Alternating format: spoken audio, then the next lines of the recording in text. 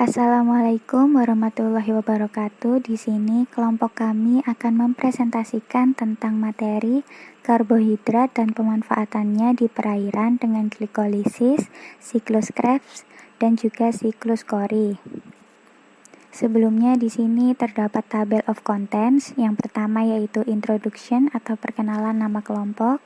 Yang kedua subject matter yaitu pemaparan materi atau penjelasan materi.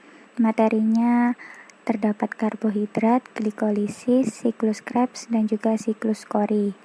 Dan yang terakhir ada closing atau penutupan. Yang pertama, introduction teamwork atau perkenalan nama kelompok. Di sini ada saya sendiri yaitu Salsabila Amanda Locha dengan NIM 23511000025 dan ada rekan saya yang bernama Laili Rahma Ardila dengan NIM 23511000027. Selanjutnya yaitu subject matter atau penjelasan materi. Yang pertama, karbohidrat. Terdapat 5 columns atau dibagi menjadi 5 bagian. Yang pertama yaitu pengertian karbohidrat, yang kedua manfaat dari karbohidrat, yang ketiga kekurangan dari karbohidrat, yang keempat sumber dari karbohidrat, dan yang kelima klasifikasi tentang karbohidrat. Pengertian karbohidrat. Karbohidrat merupakan senyawa organik yang terdiri dari unsur karbon, hidrogen, dan juga oksigen. Terdiri atas unsur C, H, dan O dengan perbandingan 1 atom di C, 2 atom di H, dan juga 1 atom di O. Karbohidrat banyak terdapat pada tumbuhan dan juga hewan yang berperan secara struktural dan juga metabolik. Pada tumbuhan untuk sintesis CO2 dan H2O yang akan menghasilkan amilum ataupun selulosa melalui proses fotosintesis. Pada hewan tidak dapat menghasilkan karbohidrat sehingga bergantung pada tumbuhan. Karbohidrat merupakan sumber energi dan juga cadangan energi yang melalui proses metabolisme. Di sini yang kedua terdapat manfaat karbohidrat. Yang pertama yaitu sebagai sumber energi, yang kedua sebagai cadangan makanan, yang ketiga sebagai pemberi rasa manis yang alami pada makanan, yang keempat sebagai pengatur metabolisme lemak, yang kelima dapat melancarkan pencernaan, dan yang keenam sebagai cadangan energi dalam otot dan hati. Kekurangan karbohidrat. Apabila kekurangan dalam mengkonsumsi karbohidrat dapat menyebabkan sebagai berikut. Yang pertama yaitu dapat menyebabkan gejala ketosis. Yang kedua dapat kekurangan nutrisi. Yang ketiga menyebabkan kolesterol tinggi, dan yang keempat dapat menyebabkan kerusakan pada pembuluh darah. Sumber karbohidrat. Sumber dari karbohidrat ini dibagi menjadi 4 bagian. Yang pertama yaitu biji-bijian, contohnya seperti beras, gandum, dan juga jagung. Yang kedua buah-buahan, contohnya seperti pisang dan semua buah yang memiliki rasa manis. Yang ketiga yaitu akar atau umbi-umbian, contohnya seperti ubi jalar, ubi kayu, keladi, dan juga kentang. Dan yang terakhir yaitu daun-daunan seperti sayuran yang berwarna hijau. Klasifikasi karbohidrat dibagi menjadi 4. Yang pertama yaitu monosakarida. Zat ini tidak dapat dihidrolisis oleh larutan asam dalam air menjadi karbohidrat yang lebih sederhana. Dalam monosakarida dibagi menjadi 5 bagian, yaitu yang pertama triosa.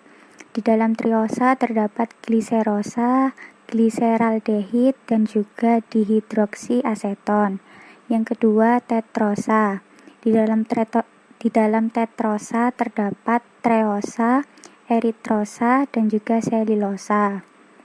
Yang ketiga yaitu pentosa. Di dalam pentosa terdapat lisosa, silosa, arabinosa, ribosa, dan juga ribulosa. Yang keempat yaitu heksosa. Di dalam heksosa terdapat galaktosa, glukosa, manosa, dan juga fruktosa. Yang kelima heptosa. Di dalamnya yaitu terdapat pseudoheptulosa. Yang kedua yaitu disakarida. Disakarida ini senyawanya terbentuk dari 2 molekul monosakarida yang sejenis maupun tidak sejenis. Disakarida ini dapat dihidrolisis dengan larutan asam dalam air sehingga terurai menjadi 2 molekul monosakarida. Disakarida ini dibagi menjadi 5 bagian, yaitu yang pertama hidrolisis.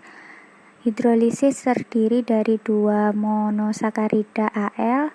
Yang kedua yaitu sukrosa. Sukrosa terdiri dari glukosa ditambah dengan fruktosa.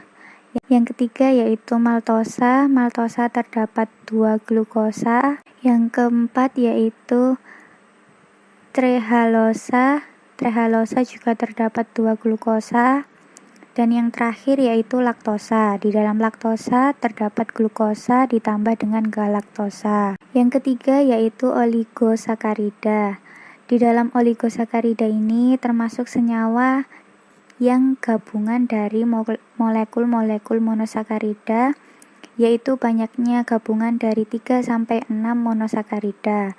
Contohnya seperti maltotriosa. Yang terakhir yaitu keempat ada polisakarida. Polisakarida ini termasuk senyawa yang terdiri dari gabungan molekul-molekul monosakarida yang banyak jumlahnya. Senyawa polisakarida ini dapat dihidrolisis menjadi banyak molekul monosakarida. Polisakarida ini merupakan jenis karbohidrat yang terdiri dari 6 lebih monosakarida dengan rantainya yang lurus atau bercabang. Yang kedua yaitu glikolisis. Terdapat 2 columns atau 2 bagian. Yang pertama yaitu pengertian glikolisis dan yang kedua yaitu tahapan dari glikolisis. Pengertian glikolisis. Glikolisis merupakan reaksi tahap pertama secara aerob yang berlangsung dalam mitokondria. Glikolisis ini berasal dari kata gliko yang berarti gula dan juga lisis yang artinya memecah. Tahap glikolisis tidak menghasilkan banyak energi. Glikolisis merupakan tahapan awal yang terjadinya respirasi sel. Glikolisis ini terjadi dalam sitoplasma dan hasil akhir dari glikolisis berupa senyawa asam pirufat. Sifat-sifat yang dimiliki oleh glikolisis yaitu glikolisis dapat berlangsung secara aerob maupun anaerob. Yang kedua, glikolisis melibatkan enzim ATP dan juga ADP. Serta peranan ATP dan ADP pada glikolisis adalah untuk memindahkan atau mentransfer fosfat dari molekul yang ke satu ke yang lainnya. Yang kedua yaitu tahapan dari glikolisis.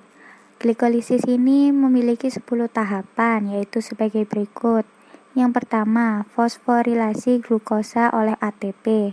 Yang kedua, produksi fruktosa 6-fosfat.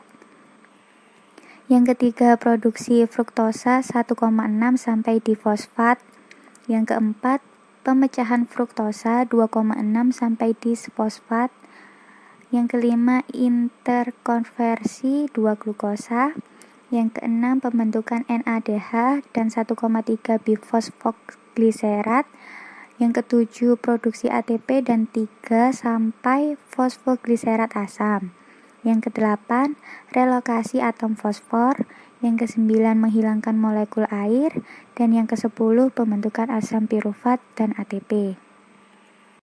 Baik, untuk materi selanjutnya yaitu siklus Krebs dan juga siklus Cori akan dilanjutkan oleh rekan saya yang bernama Laili Ardila.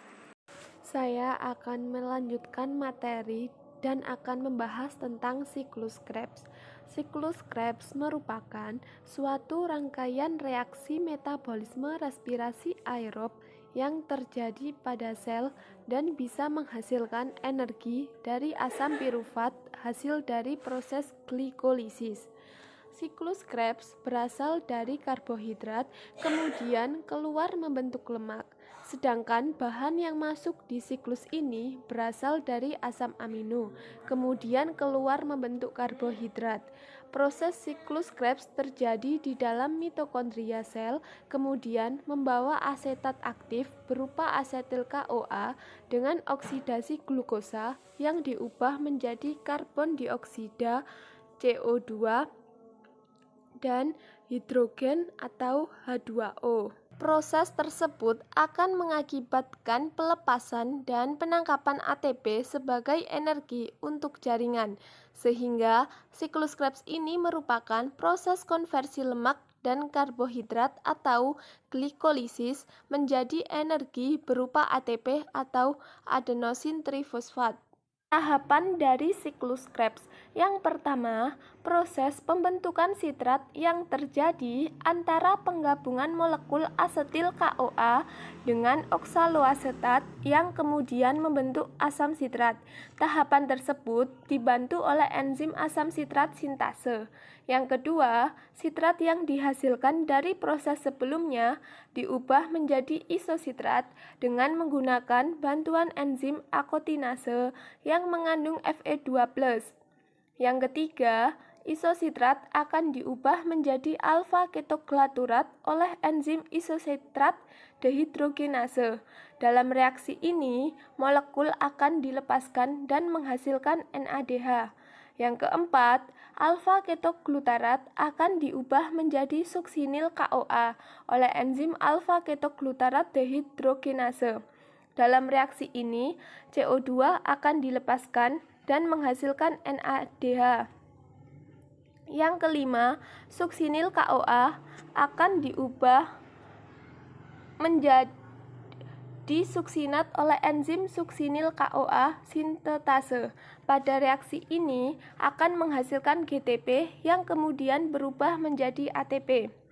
Yang keenam, suksinat akan diubah menjadi fumarate oleh enzim suksinat dehidrogenase. Pada reaksi ini akan menghasilkan FADH2. Yang ketujuh, fumarate akan diubah menjadi malat oleh enzim fumarase. Yang terakhir, ke-8, yaitu malat tersebut akan diubah menjadi oksaloasetat oleh enzim malat dehidrogenase. Pada tahap ini akan dihasilkan NADH. Hasil dari siklus Krebs yaitu 1 molekul asetil CoA yang masuk ke dalam siklus Krebs akan menghasilkan 1 ATP, 3 NADH, 1 FADH2, dan 2 CO2. 1 molekul glukosa tersebut akan diubah menjadi 2 setil CoA. Maka 1 molekul glukosa pada siklus Krebs akan menghasilkan 2 ATP, 6 NADH2, 2 FADH2, dan 4 CO2. Materi selanjutnya yaitu siklus Cori. Siklus Cori merupakan siklus energi yang terjadi akibat pembentukan lintasan kemudian menghasilkan 3 senyawa, yaitu asam laktat, asam pirufat, dan asam alanine dengan adanya lintasan gluconeogenesis. Siklus Cori ini pertama kali terjadi di antara jaringan otot dan hati yang kemudian akan membentuk siklus. Tahapan dari siklus Cori yaitu yang pertama, asam laktat akan disintesis oleh sel otot di lintasan glikolisis, kemudian diserap oleh hati dan dirubah menjadi glukosa. Yang kedua, jika kedua lintasan melakukan aktivitas tinggi pada saat yang bersamaan, maka hasil akhir berupa hidrolisis terhadap 2 ATP dan 2 GTP untuk setiap siklus reaksi tersebut. Yang ketiga, siklus Cori biasanya terjadi di antara sel otot lurik dan organ hati. Oleh karenanya, otot lurik pada saat terjadinya kontraksi akan mendifusikan asam laktat dan asam pirufat keluar menjadi sirkulasi darah. Yang keempat, asam laktat lebih banyak disekresi oleh rasio NADH per NAD+, dan saat terjadi kontraksi otot akan mengubah sebagian asam pirufat menjadi asam laktat. Yang kelima, asam laktat tersebut akan terdifusi masuk ke dalam hati oleh rasio NADH per NAD+ rendah untuk proses dioksida menjadi asam pirufat dan dikonversi menjadi glukosa. Sekian dari presentasi kelompok kami. Terima kasih. Mohon maaf apabila ada kesalahan. Mohon dimaklumi dan dikoreksi. Terima kasih. Wassalamualaikum warahmatullahi wabarakatuh.